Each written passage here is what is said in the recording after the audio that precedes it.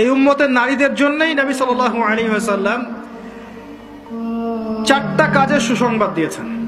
4টা কাজ করতে পারলেই জান্নাতের যে কোনো দরজা দিয়ে ইচ্ছা তারা প্রবেশ করতে পারবে। বাসায় গিয়ে এই হাদিসটা শুনিয়ে দিয়েন। 1 নাম্বার, তারা যদি 5 ওয়াক্ত নামাজ পড়তে পারে, 5 ওয়াক্ত নামাজ টাইম টু টাইম পড়তে পারে। 2 নাম্বার, তারা যদি রমজান মাসে সওম রাখতে পারে। 3 নাম্বার, তারা যদি লজ্জাস্থানের হেফাজত করতে পারে, মানে পর্দা করতে পারে। এখানে আমি খাস পর্দা বোঝাচ্ছি, ডিজিটাল পর্দা বোঝাচ্ছি না, খাস পর্দা বোঝাচ্ছি। পোশাক এমন হবে না যেটা পরলে শরীরের কাঠামো বোঝা যায়, এমন পোশাক চলবে না। পোশাক এমন হবে না যেটা পরলেও বাইরে থেকে ভিতরের অঙ্গ দেখা যায়। পোশাক এমন হবে না যেটা অমুসলিমদের সাথে সাদৃশ্য আছে। আর পোশাক এমন হবে না যেটা পুরুষদের পোশাক। তারা যদি তাদের লজ্জাস্থানকে হেফাজত করতে পারে।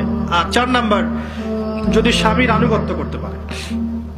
এই 4টা কাজ যে নারী করতে পারবেন, ইনশাআল্লাহ জান্নাতের যে কোনো দরজা দিয়ে ইচ্ছা প্রবেশ